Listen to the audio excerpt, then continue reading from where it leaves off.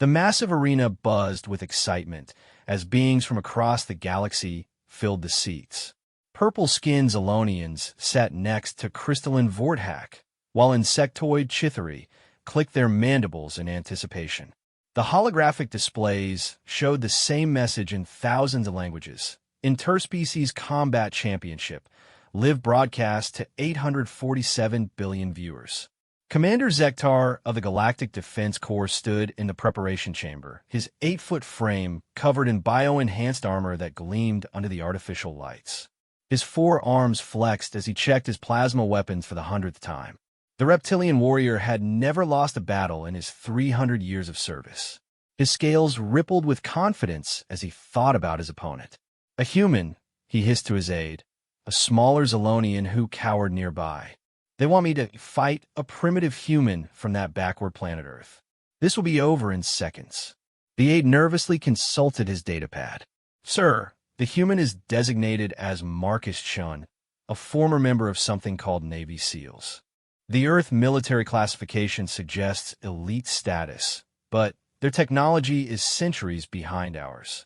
Zektar laughed, a sound like grinding stone. Elite among primitives is still primitive. I have conquered worlds, destroyed fleets, and killed thousands in single combat. What can one soft-skinned mammal do against me? Across the arena, in a much smaller preparation room, Marcus Chun sat quietly on a simple metal bench. The 34-year-old human looked unremarkable compared to the alien warriors he had seen. At 6 feet tall, with a lean but muscle build, he appeared tiny next to some of the galaxy's champions. His brown eyes studied the energy readings on the alien weapons he had been allowed to examine. Interesting, he muttered, turning over a plasma rifle in his hands. The weapon was advanced, but followed predictable energy patterns. Everything had weaknesses if you knew how to look for them. A floating camera drone buzzed near his head, broadcasting his image to the massive audience. The commentator spoke in rapid bursts of alien languages, but his translator implant let him understand the general meaning. They were not impressed by Earth's representative. The human appears remarkably calm, announced the lead commentator, a gaseous being whose voice resonated through specialized speakers. Perhaps he does not understand the gravity of his situation. Commander Zektar has never been defeated in over 2,000 battles. Marcus stood and began his pre-mission routine. Push-ups, stretches, breathing exercises. The same preparations he had done before every dangerous operation during his 12 years as a SEAL. Afghanistan, Syria, classified missions that the public would never know about. He had survived them all through careful planning, adaptability, and the refusal to give up. The arena announcer's voice boomed across the stadium. Citizens of the galaxy, today we witness a historic event. For the first time, a human from the primitive world Earth has been selected to face our greatest warrior. The crowd erupted in a mixture of cheers and laughter. Many had never seen a human before, and Marcus's appearance drew pointing and chittering from the alien spectators. Some looked at him with curiosity, others with what seemed like pity. In the red corner, standing 8 feet tall and weighing 400 pounds, the undefeated champion of the Galactic Defense Corps, Commander Zektar. The reptilian warrior emerged from his tunnel, all 4 arms raised in triumph. His armor gleamed with built-in energy shields, and his weapons hummed with deadly power. And in the blue corner, representing the planet Earth, former United States Navy SEAL Marcus Chun. The human walked calmly into the arena, wearing simple combat fatigues and carrying basic projectile weapons that looked like antiques compared to his opponent's gear. The size difference was shocking. Zektar towered over Marcus, his massive frame casting a shadow across the human. The alien warrior's bio-enhanced muscles rippled under his scales, and his yellow eyes glowed with predatory hunger. This is not a fight, Zektar announced, his voice amplified across the arena. This is an execution. I will show the galaxy why humans are not ready to join our civilization. You are weak, soft, and inferior. Marcus said nothing. He had learned long ago that enemies who talked too much usually reveal their weaknesses. Instead, he studied his opponent's movements, looking for patterns, blind spots, anything that could give him an advantage. The referee, a tall humanoid with blue skin and 6 arms, raised his hand. The rules are simple. This is a fight to surrender or incapacitation. Both fighters may use any weapons or tactics they choose. There are no restrictions beyond the arena boundaries. Zektar's laugh echoed through the stadium. Surrender? The human will not have time to surrender. The alien crowd fell silent as the referee's hand dropped. Begin! Zektar immediately opened fire with all 4 of his plasma weapons. Brilliant beams of energy streaked across the arena where Marcus had been standing just moments before. But the human was no longer there. He had rolled behind a piece of debris the instant the fight began, his movements smooth and practiced. Impossible. Zektar roared, spinning to track his target. Stand still and die like the inferior being you are. Marcus appeared from behind another piece of cover, his rifle barking twice. The primitive projectile weapons sent metal bullets toward the alien warrior. Zektar's energy shields flared as they absorbed the impacts, the alien laughing at what he saw as a pathetic attack. Your weapons cannot even penetrate my shields. Human, you fight with sticks and stones against a god of war. But Marcus was already moving again, using the arena's scattered obstacles to stay out of direct fire. His mind calculated angles, distances, and energy patterns. During the brief exchange, he had learned something important. The alien shields had a recharge cycle, and they focused energy where they detected incoming threats. More plasma bolts seared the air around him as Zektar grew frustrated with his elusive target. The reptilian warrior's 4 arms allowed him to maintain constant fire while moving, but his shots were becoming less accurate as his anger grew. Coward, Zektar beloved, face me in honorable combat. Honor is a luxury, Marcus replied calmly, his voice carrying across the arena. I'm here to survive. The crowd's mood was shifting. What had started as expected entertainment was becoming something else. The human was not just surviving against impossible odds. He was making the galaxy's greatest warrior look clumsy and frustrated. Zektar charged across the arena, his massive legs carrying him forward with surprising speed. His plan was simple. Get close enough that the human could not hide, then crush him with superior strength and firepower. It was a tactic that had worked against every previous opponent. Marcus watched the charge carefully, his hand moving to a device on his belt that the weapons inspectors had dismissed as a primitive explosive. Sometimes the old ways were the best ways. As Zektar closed the distance, the human pulled the pin on a fragmentation grenade and rolled it across the arena floor. The explosion sent metal fragments flying in all directions. Most bounced harmlessly off Zektar's shields, but the blast served its real purpose. In the chaos of smoke and debris, Marcus disappeared from sight once again. Where are you? Zektar spun wildly, his weapons sweeping back and forth. Show yourself. The answer came from an unexpected direction. Marcus had used the explosion's cover to climb onto a piece of arena equipment above the fighting area. His rifle cracked 3 times in quick succession, the bullets striking the same point on Zektar's left shoulder shield. The concentrated impacts overloaded that section of the energy barrier, creating a small gap in the alien's defenses. It lasted only seconds, but that was enough. Marcus's 4th shot slipped through the gap and struck Zektar's bioarmor directly. The alien warrior roared in pain and surprise as the projectile cracked his supposedly impenetrable protection. Green blood seeped from the wound, and for the first time in his long career, Zektar felt something he had almost forgotten. Fear. The arena fell in a stunned silence as green blood dripped from Commander Zektar's wounded shoulder. In the crowd, alien spectators leaned forward in disbelief. The greatest warrior in the galaxy had been hurt by a primitive human using weapons that belonged in a museum. This cannot be, shrieked a Chithari noble, its insectoid voice cutting through the quiet. The human's weapons are inferior. How did they penetrate Galactic Defense Corps armor? In the broadcast booth, the commentators scrambled to explain what millions of viewers had just witnessed. Ladies, gentlemen, and beings of all classifications, the gaseous announcer said, his voice unusually strained, we appear to be witnessing something unprecedented. The human has actually wounded Commander Zektar. His co-commentator, a cybernetic entity with glowing optical sensors, processed the combat data rapidly. Analysis indicates the human used concentrated fire to overload a specific shield matrix point. This suggests advanced tactical thinking far beyond what we expected from such a primitive species. Down in the arena, Zektar pressed his hand against the wound, his yellow eyes blazing with fury. The pain was nothing compared to the humiliation. Across the galaxy, beings were watching him bleed because of a human.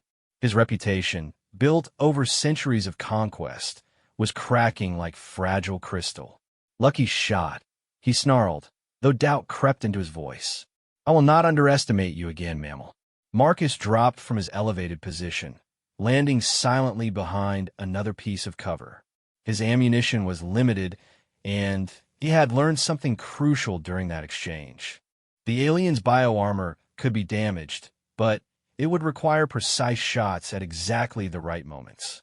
He needed to be smarter, not just accurate. You know what the difference is between us? Marcus called out, his voice echoing off the arena walls. You fight for glory. I fight to go home. Zektar's response was a barrage of plasma fire that turned Marcus's cover into molten metal.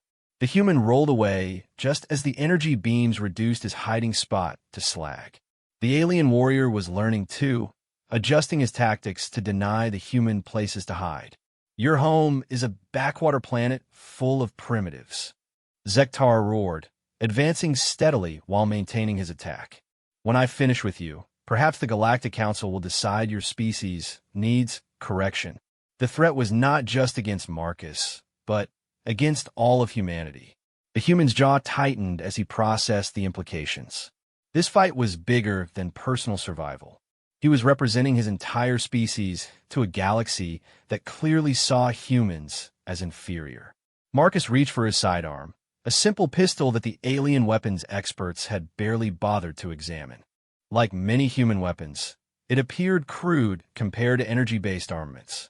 But simplicity had advantages that the galaxy's advanced civilizations had forgotten.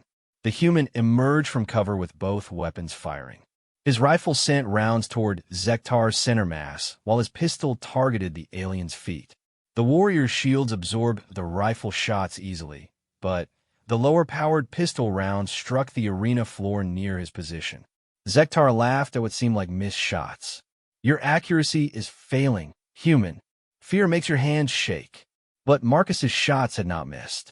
The pistol rounds struck the metal flooring at calculated angles, sending ricochets up toward Zektar's legs from below. The alien shield system, programmed to defend against direct frontal attacks, had minimal coverage for indirect fire from underneath. One ricochet found its mark, striking Zektar's ankle joint where his bioarmor had a necessary flexibility gap. The alien stumbled, his perfect fighting stance disrupted for just a moment. It was the opening Marcus needed. The human sprinted across the open arena, using Zektar's momentary imbalance to close distance before the alien could reorient his weapons. This violated every rule of engagement Marcus had ever learned. Never close with a superior enemy. Never abandon cover voluntarily. Never attack when outnumbered and outgunned. But sometimes the impossible move was the only move that worked. Zektar's forearms swung toward the approaching human, plasma weapons adjusting to fire at point-blank range. At this distance, even primitive shields would not save the mammal from complete disintegration. The alien warrior's confidence returned as he prepared to end this embarrassing charade. Marcus dove into a slide that carried him beneath Zektar's line of fire. The alien shots passed over him as he slid between the warrior's massive legs. In one fluid motion, he drew a combat knife from his belt and drove it upward into the gap he had created in Zektar's ankle armor. The blade was simple steel, no energy enhancement or molecular sharpening. But it was sharp enough, and Marcus knew exactly where to strike.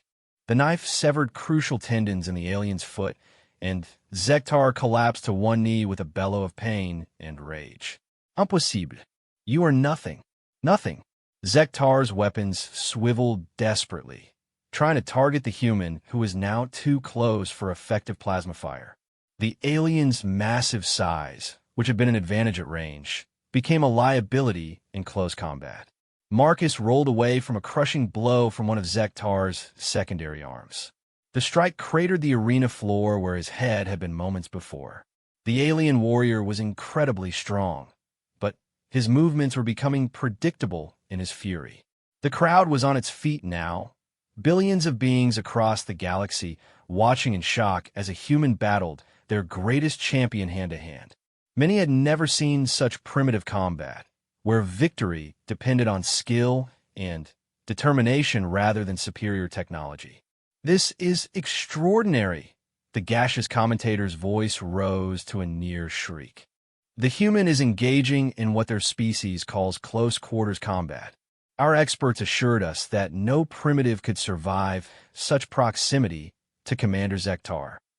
Marcus ducked another wild swing and struck back with his knife, targeting the joints and gaps in Zektar's armor. Each cut was precise, calculated to degrade the alien's mobility without triggering his bioarmor's emergency systems. The human was systematically dismantling his opponent's advantages. Zektar's frustration peaked as another knife strike found the joint in his elbow, partially disabling his third arm. "You fight without honor, using primitive weapons like a savage." "Honor doesn't stop bullets," Marcus replied, breathing hard but still moving. "And savages adapt." The human's next move shocked even the most experienced military observers in the audience. Instead of continuing his hit-and-run tactics, Marcus grabbed onto Zektar's damaged arm and used it to climb onto the alien's back. The massive warrior thrashed wildly, trying to dislodge his opponent. "Get off me, parasite!" Zektar spun and reached back with his remaining functional arms, but Marcus stayed just out of reach. The human had found the one position where the alien's weapons could not target him effectively. Marcus wrapped his arm around Zektar's thick neck and applied a blood choke, a technique that would cut off circulation to the alien's brain. He had no idea if Zektar's physiology would respond the same way a human's would, but anatomy was anatomy. Every brain needed blood flow. The alien warrior's struggles became more desperate as oxygen failed to reach his brain. His plasma weapons fired randomly into the arena as his coordination failed. The crowd watched in absolute silence as the galaxy's greatest champion slowly weakened in the grip of a human who weighed less than half what he did. "Surrender," Marcus said quietly, his voice barely audible over Zektar's labored breathing. "You've lost. Accept it with dignity." Zektar's response was to slam backward into the arena wall, trying to crush Marcus against the reinforced barrier. The human's grip loosened slightly from the impact, but he held on. His ribs screamed in protest, but he had endured worse pain during SEAL training. As Zektar's vision began to dim, the proud warrior faced a choice that no opponent had ever forced upon him: surrender to a human, or lose consciousness and face the ultimate humiliation of being defeated by what his people considered a primitive animal. The galaxy held its breath, waiting to see if their greatest champion would fall to a species they had dismissed as irrelevant. Zektar's massive frame swayed as consciousness slipped away. His four arms went limp, plasma weapons clattering to the arena floor. The sound echoed through the stunned silence like a funeral bell tolling for the galaxy's assumptions about human capability. Marcus felt the alien's body go slack and immediately released his hold. He rolled away from the collapsing warrior, ready to defend himself if this was some kind of trick. But Zektar hit the arena floor with a thunderous impact, green blood pooling beneath his wounded form. The referee, a six-armed humanoid who had overseen thousands of battles, stared at the scene in complete shock. In all his years of officiating, he had never seen anything like this. The greatest champion in galactic history had been defeated by a primitive human using nothing but basic weapons, and raw determination. Winner. The referee's announcement came out as a confused whisper before his training took over. Winner. Marcus Chun of Earth. The arena exploded into chaos. Some beings cheered wildly at witnessing the impossible. Others sat in stunned silence, trying to process what they had seen. Several sections of alien spectators began heated arguments, their translator systems working overtime to convert thousands of languages into a babel of confusion. In the Galactic Council's private viewing box, Emergency Chancellor Vexori stood frozen, his crystalline features reflecting the arena lights like fractured prisms. Around him, the galaxy's most powerful leaders struggled to comprehend the implications of what had just occurred. "This changes everything," whispered General Crotan, a veteran Vorthack military commander whose own species prided itself on tactical superiority. "If humans can defeat our greatest warrior, what does that say about our assumptions regarding their entire civilization?" Chancellor Vexori's voice resonated like breaking glass. "It says we have made a grave error in judgment. We have been monitoring Earth for decades, dismissing them as primitive because their technology appears crude by our standards. But we have ignored the most important factor." "Which is?" asked Ambassador Felnara, her gaseous form rippling with nervous energy. "The beings themselves," Vexori replied, his optical sensors focused on Marcus as the human knelt beside his defeated opponent, checking Zektar's vital signs despite having every reason to hate him. "We measured their machines and ignored their spirit." Down in the arena, Marcus was indeed checking on Zektar's condition. The alien warrior was breathing steadily, though he remained unconscious. The human had applied just enough pressure to incapacitate without causing permanent damage. It was a level of restraint that surprised many observers.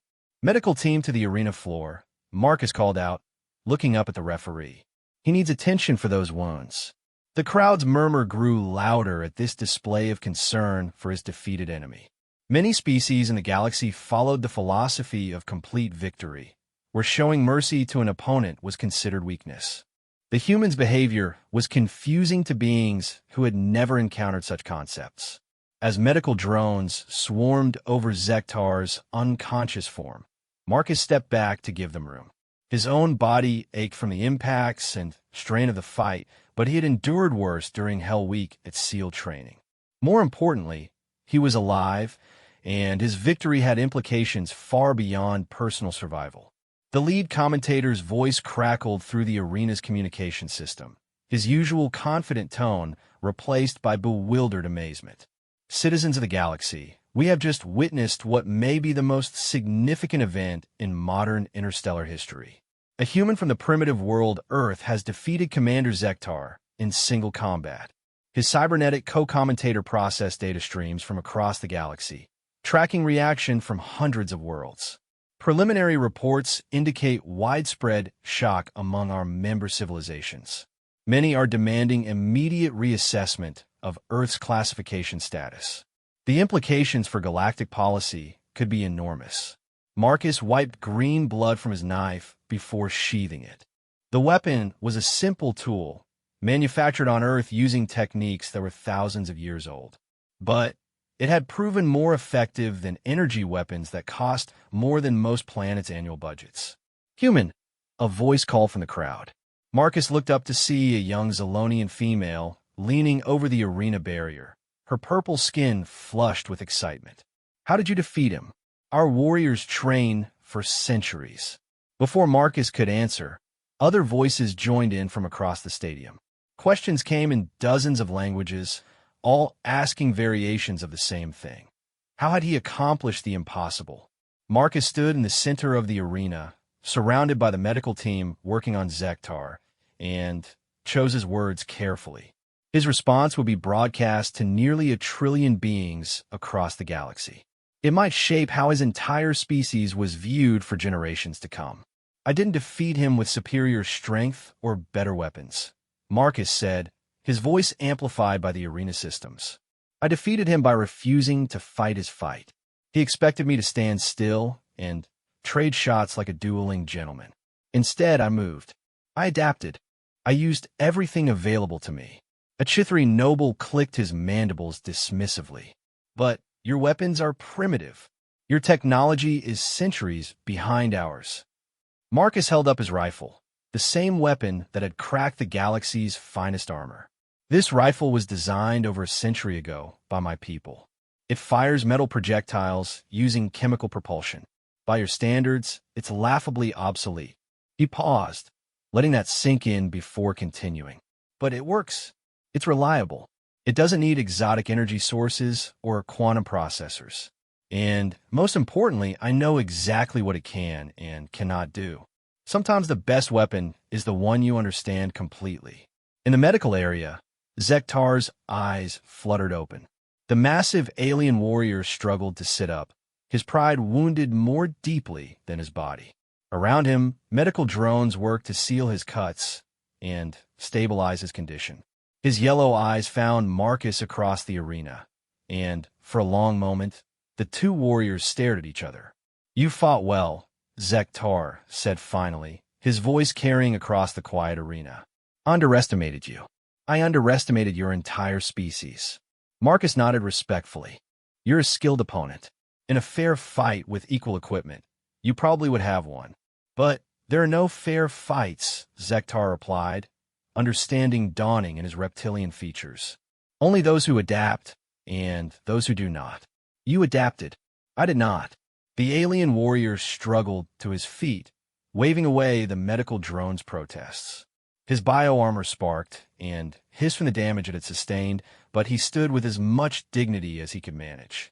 Four arms raised in the traditional salute of a defeated warrior acknowledging a superior opponent. "I withdraw my earlier statements about your species," Zektar announced. "Humans may use primitive technology, but they are not primitive beings. The galaxy would be wise to remember this." The crowd erupted again, but this time the tone was different. Where before there had been mockery and dismissal, now there was respect and curiosity. Marcus had not just won a fight. He had changed minds across hundreds of worlds. Chancellor Vexori activated his communicator, connecting to emergency sessions already beginning on dozens of planets. "All council members, this is a priority alert. We need immediate reassessment of Earth status and capabilities. Our first contact protocols may need complete revision." General Crotan was already pulling up tactical displays, his military mind racing through the implications. If their individual warriors are this capable, what does that suggest about their military as a whole? We have been assuming they pose no threat because their weapons appear crude. "Perhaps," Ambassador Felnara observed, "we have been measuring the wrong things. We looked at their tools and ignore their skills. We analyzed their technology and dismissed their creativity." Back in the arena, Marcus was helping medical personnel load Zektar onto a transport platform. The gesture was not lost on the watching galaxy. Here was a human who had just proved his species' worth in combat, yet he showed compassion for his defeated enemy. "Why do you help me?" Zektar asked, genuine confusion in his voice. "I insulted your kind. I threatened your world."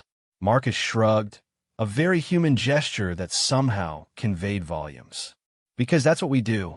We fight when we have to, but we don't have to hate." As the medical team carried Zektar away, Marcus found himself alone in the center of the arena. Around him, nearly 1,000,000 beings from across the galaxy stared down at the human who had changed everything. The weight of their attention was almost overwhelming. But Marcus had been in situations like this before. Not exactly like this, obviously, but he had been the center of attention during medal ceremonies, mission debriefings, and congressional hearings. The key was to remember what you were fighting for. He looked up at the cameras broadcasting to hundreds of worlds and spoke directly to humanity's first galactic audience. "My name is Marcus Chun," he began, his voice steady despite the magnitude of the moment.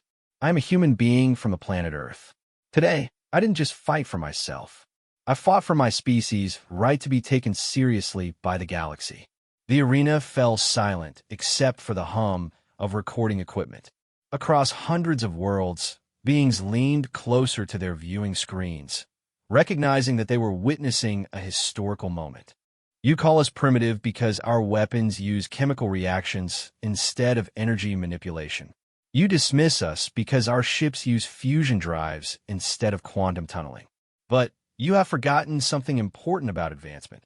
Marcus paused, letting his words resonate across the vast distances of space. True advancement isn't just about having better tools. It's about using whatever tools you have more effectively than your opponent uses theirs. In the Galactic Council chambers, emergency sessions were already underway. On Vorthak Prime, military analysts were frantically reviewing every piece of intelligence they had about Earth's military capabilities. On Zalonia, xenobiologists were demanding new studies of human psychology and combat doctrine. Chancellor Vexori watched the broadcast with growing unease. "Pull up our files on Earth's military history," he commanded his aide. "I want to know everything about these Navy SEALs that produced this warrior." The data that appeared on his screen made his crystalline structure dim with concern. Humanity's military history was written in blood and innovation. For millennia, they had fought each other with steadily increasing effectiveness, creating warriors and tactics that had never been tested against galactic opponents. "Sir," his aide's voice trembled slightly. "According to these records, Marcus Chen's unit has a success rate of over 90% in operations deemed impossible by conventional standards. And they are considered elite among a species that has been continuously at war for most of its recorded history. On Earth, in a secure facility buried deep beneath Virginia, Admiral Sarah Rodriguez watched the broadcast with a mixture of pride and worry. As a director of Naval Special Warfare, she knew exactly what Marcus Chen represented. He was not unique among SEALs. He was typical. "Ma'am," her aide approached carefully, "we're receiving priority communications from every major government on Earth. They want to know if we have more like him." Admiral Rodriguez smiled grimly. "Tell them we have about 8,000 active SEALs, plus Rangers, Delta Force, Marine Recon, SAS, Spetsnaz, and Special Forces from 50 other nations. Marcus isn't special because he's superhuman. He's special because he's exactly what we designed our warriors to be." Back in the arena, Marcus continued his address to the galaxy. "You have the advantage of superior technology, and I respect that. Your civilizations have achieved things we can only dream of. But technology is just a tool. The person using it makes the difference." A Chithri nobleman in the crowd stood up, his mandibles clicking aggressively. "You speak of tools, human, but what happens when your primitive weapons face our fleet in space? Your chemical rockets against our quantum drives? Your metal bullets against our energy shields?" Marcus looked directly at the alien noble, his expression serious. "That's a very good question, and I hope neither of us ever has to find out the answer. Because if we do, it means diplomacy has failed. And when diplomacy fails, people die." The honesty of the response sent ripples of unease through the crowd. This human was not boasting about his species' capabilities. He was acknowledging the reality of potential conflict while expressing genuine hope that it could be avoided. In the broadcast booth, the commentators struggled to maintain their professional composure. "Citizens, we are witnessing unprecedented events," the gaseous announcer said. "Never before has a representative of a pre-contact civilization addressed the galaxy directly. The political implications are staggering." His cybernetic colleague accessed data streams from across known space. Intelligence reports indicate that several member civilizations are already requesting emergency military briefings about Earth's capabilities. The Hegemony Defense Council has been called into emergency session. Admiral Rodriguez's aide burst into her office with updates from around the globe. "Ma'am, every intelligence agency on the planet is reporting the same thing. Alien ships are moving, not toward Earth, but they're repositioning throughout local space. It looks like they're reassessing their strategic positions." The Admiral nodded grimly. "They're scared. Marcus just proved that humans can be dangerous even with primitive equipment. Now, they're wondering what we might accomplish with their technology, or what surprises we might have that they don't know about." In the arena, Marcus fielded more questions from the crowd.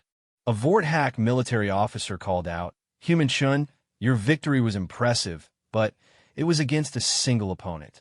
How would your species fare against organized galactic military forces?" Marcus considered his answer carefully. "Honestly, in a straight conventional fight, we'd lose badly.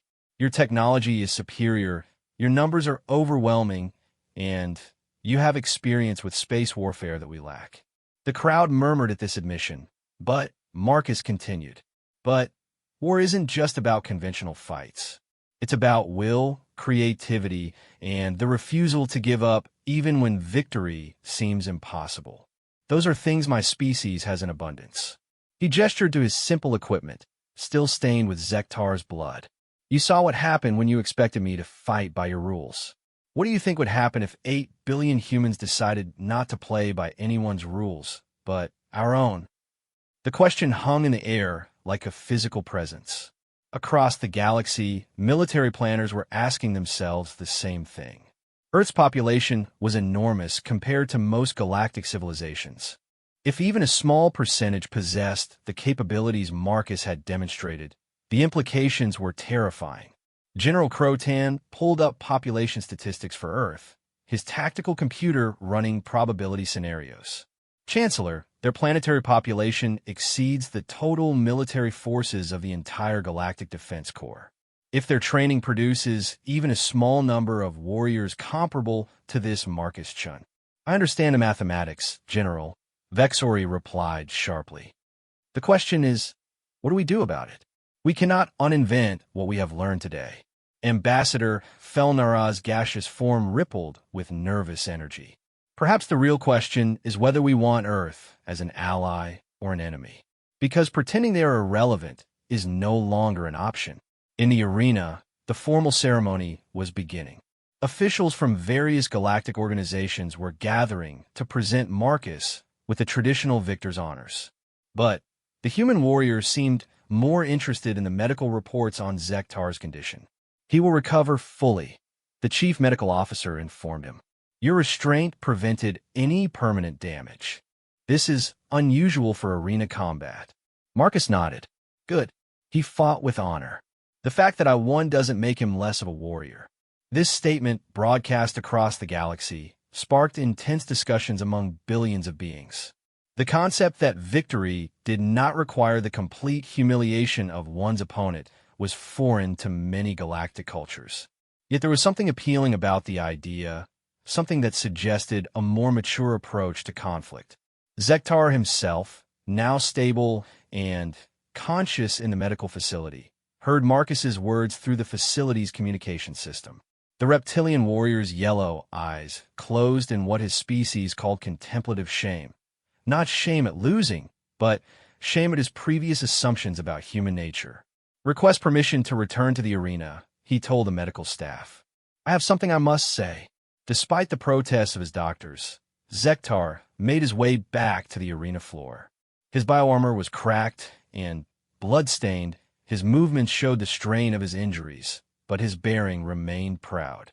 The crowd fell silent as he approached Marcus. "Human Marcus Chin," Zektar's voice carried across the arena, "I owe you an apology. I owe your entire species an apology. I called you primitive and inferior.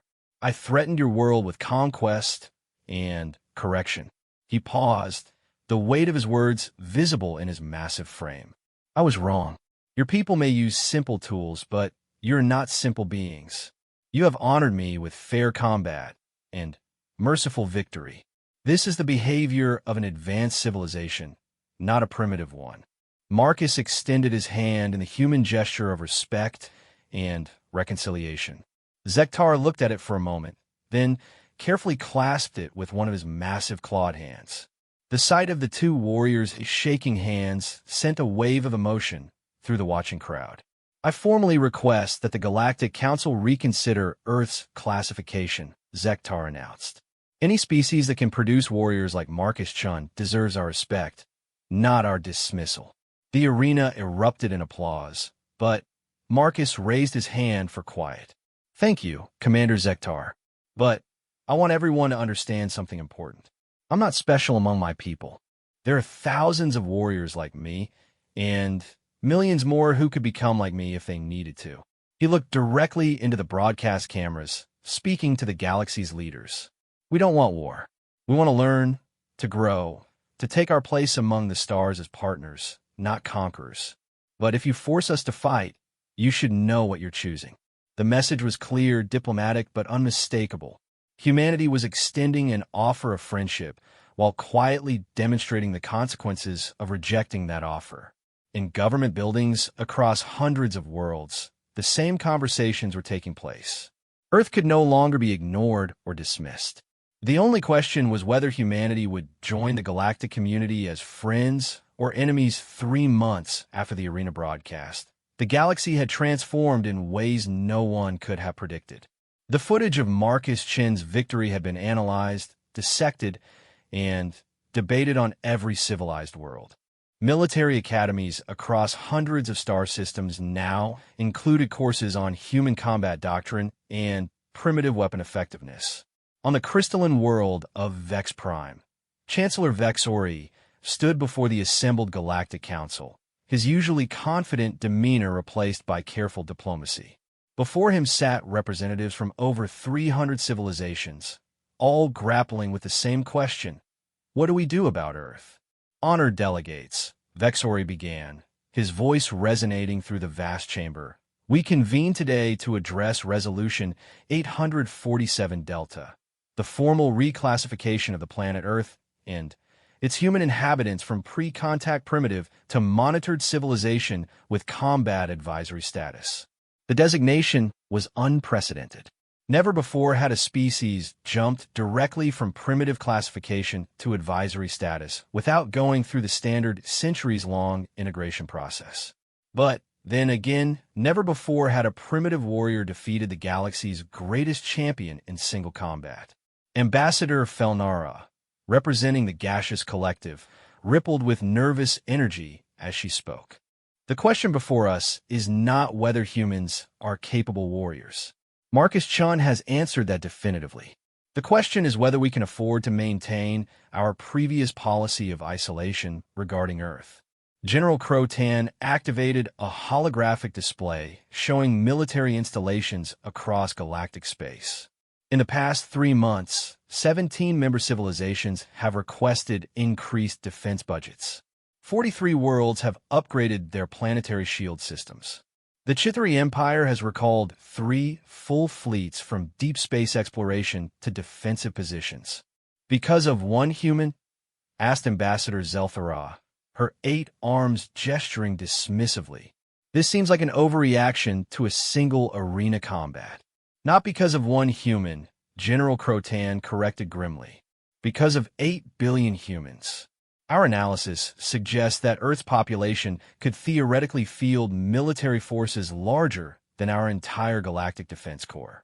And if their average soldier is even 10% as capable as Marcus Chun, he let the mathematics speak for themselves. The assembled delegates shifted uncomfortably as they considered the implications. On Earth, Marcus Chun had returned to his normal duties, though normal had taken on a new meaning since his galactic debut.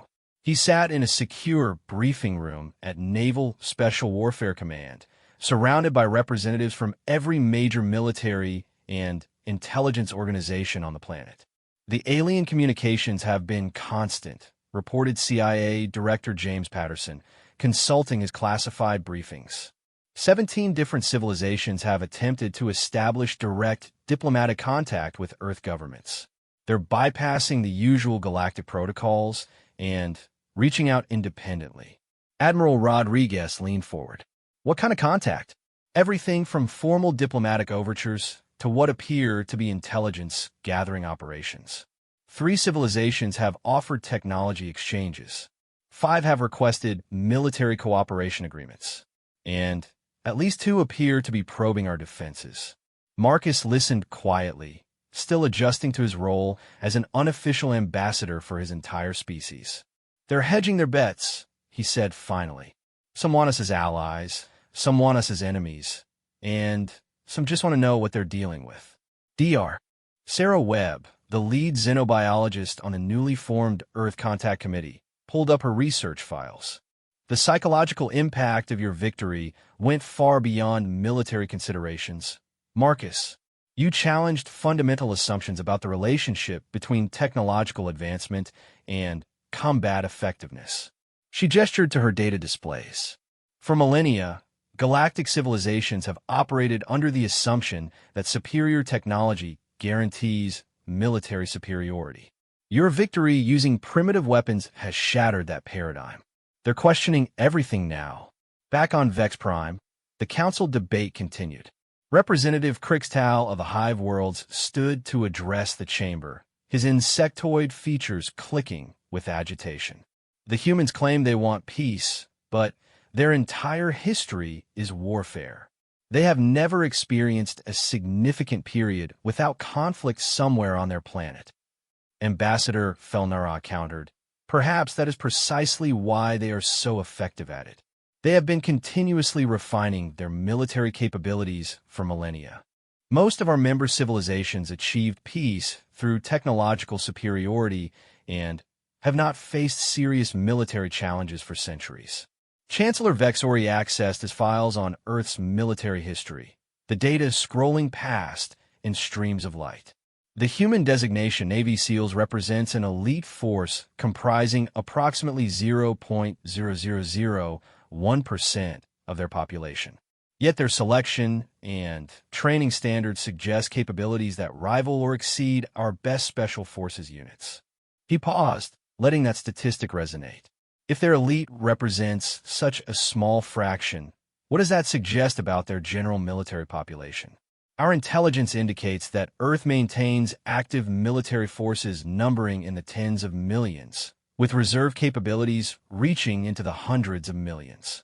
On the distant world of Karath, Commander Zektar stood before his own military council, his armor still bearing the marks of his defeat. The scars had healed, but the lessons remained fresh. Around him sat the greatest military minds of the Reptilian Defense Force, all struggling to understand how their champion had been defeated. The human did not win through superior strength or advanced tactics, Zektar explained, his voice carrying the weight of hard-earned wisdom. He won through adaptation and refusal to fight by my rules. When I expected him to stand and duel, he moved. When I expected him to use range combat, he closed distance. When I expected him to show mercy as weakness, he demonstrated strength through restraint. General Vashtar, Zektar's former mentor, leaned forward. But surely our technology still provides decisive advantages? One human warrior cannot overcome energy shields and plasma weapons indefinitely. That is where you are wrong, Zektar replied firmly. He did overcome them, with metal bullets and steel blades, and tactics our computer simulations never considered. We have been fighting theoretical battles against theoretical enemies for so long that we forgot how to adapt to the unexpected. He gestured to tactical displays showing Earth's military organization. The humans have been fighting real battles against real enemies for their entire history. They understand something we have forgotten, that the enemy always gets a vote in how a battle unfolds. On Earth, the implications of galactic attention were becoming clear. In secure facilities around the globe, military planners worked around the clock developing contingency plans for scenarios that had been pure science fiction just months earlier. The good news, reported General Patricia Hayes from the Pentagon, is that most alien civilizations seem genuinely interested in diplomatic solutions. The bad news is that some of them appear to be testing our responses to various probes and incursions. Marcus studied the intelligence reports with growing concern. They're trying to figure out if I was a fluke or if Earth really has the capability to back up what I demonstrated in that arena. And what's the answer to that question? Asked Director Patterson. Admiral Rodriguez smiled grimly. The answer is that Marcus was exactly what we trained him to be. He's not unique. He's typical of what human special forces can accomplish when properly motivated. She pulled up personnel files showing thousands of elite operators across dozens of nations. We have approximately 50,000 Special Forces personnel currently active worldwide, from SEALs to SAS to Spetsnaz. Each one represents years of intensive training and selection that rivals or exceeds anything the galaxy has seen. Dr. Webb added her own analysis. More importantly, our psychological profiles suggest that humans possess unique characteristics that may give us advantages in combat situations. High stress tolerance, rapid adaptation capabilities, and what psychologists call creative problem solving under pressure. In other words, Marcus said with dark humor, "We're really good at figuring out how to kill things that are trying to kill us." The room fell silent as everyone contemplated the implications. Earth had spent millennia developing the most effective warriors in the galaxy, without even knowing there was a galaxy to fight. Back in the Galactic Council chambers, the debate was reaching its conclusion. Chancellor Vexori called for final statements before the historic vote that would determine Earth's future relationship with galactic civilization. "We face a choice," he announced to the assembled delegates. "We can continue to treat Earth as a primitive civilization to be ignored or eventually absorbed. Or we can acknowledge the reality that has been demonstrated beyond any doubt. Humans are a species capable of challenging our fundamental assumptions about power, technology, and warfare." Representative Krixtal made one final objection. "But if we grant them equal status, we legitimize the use of primitive weapons and tactics that could destabilize our entire military paradigm." "The paradigm is already destabilized," General Crotan replied bluntly. Marcus Chun did that when he put Commander Zektar on the ground using weapons our experts classified as obsolete. "We can either adapt to this new reality or pretend it doesn't exist until it becomes a crisis." Ambassador Felnara rippled with decision. "The gaseous collective votes in favor of formal diplomatic contact. We believe humanity's unique perspective on conflict resolution could benefit the entire galaxy." One by one, the civilizations cast their votes. The mathematics were stark: 187 in favor of diplomatic contact, 98 opposed, with 31 abstentions. Earth would receive formal recognition as an equal partner in galactic civilization. On Earth, the news arrived via quantum communication burst, the first official message from the galactic community. Admiral Rodriguez read the formal diplomatic language aloud to the assembled military and political leadership. By order of Galactic Council Resolution 847 Delta, the planet Earth and its human inhabitants are hereby recognized as a sovereign civilization deserving of full diplomatic status and mutual defense considerations. Formal contact will be established within one standard galactic cycle. Marcus leaned back in his chair, the weight of what had been accomplished settling over him. "So what happens now?" "Now," said Director Patterson, "we prepare for the most important first contact in human history. And we make sure that when they arrive, they understand that you weren't a fluke. You were exactly what we intended to show them about who we are." Admiral Rodriguez nodded. "The galaxy wanted to know if humans could be taken seriously as warriors. You answered that question definitively. Now we have to prove we can be taken seriously as allies, neighbors, and partners in something bigger than any of us imagined." Outside the secure facility, 8 billion humans continued their daily lives, unaware that one of their own had changed the course of galactic history with nothing more than courage, creativity, and the refusal to give up. But across the stars, on hundreds of worlds populated by beings who had dismissed Earth as primitive and irrelevant, military commanders and political leaders were learning a lesson that humans had known for millennia. It's not the size of the dog in the fight that matters. It's the size of the fight in the dog. And humanity, as Marcus Chun had demonstrated to the entire galaxy, had a very big fight indeed. The massive arena buzzed with excitement as beings from across the galaxy filled the seats. Purple-skinned Zolonians sat next to crystalline Vorthak, while insectoid Chithari clicked their mandibles in anticipation. The holographic displays showed the same message in thousands of languages. Interspecies Combat Championship, live broadcast to 847 billion viewers. Commander Zektar of the Galactic Defense Corps stood in the preparation chamber, his 8-foot frame covered in bio-enhanced armor that gleamed under the artificial lights. His 4 arms flexed as he checked his plasma weapons for the 100th time. The reptilian warrior had never lost a battle in his 300 years of service. His scales rippled with confidence as he thought about his opponent. A human, he hissed to his aide, a smaller Zolonian who cowered nearby. They want me to fight a primitive human from that backward planet Earth. This will be over in seconds. The aide nervously consulted his datapad. Sir, the human is designated as Marcus Chun, a former member of something called Navy SEALs. The Earth military classification suggests elite status, but their technology is centuries behind ours. Zektar laughed, a sound like grinding stone. Elite among primitives is still primitive. I have conquered worlds, destroyed fleets, and killed thousands in single combat. What can one soft-skinned mammal do against me? Across the arena, in a much smaller preparation room, Marcus Chun sat quietly on a simple metal bench. The 34-year-old human looked unremarkable compared to the alien warriors he had seen. At 6 feet tall with a lean but muscled build, he appeared tiny next to some of the galaxy's champions. His brown eyes studied the energy readings on the alien weapons he had been allowed to examine. Interesting, he muttered, turning over a plasma rifle in his hands. The weapon was advanced, but followed predictable energy patterns. Everything had weaknesses if you knew how to look for them. A floating camera drone buzzed near his head, broadcasting his image to the massive audience. The commentator spoke in rapid bursts of alien languages, but his translator implant let him understand the general meaning.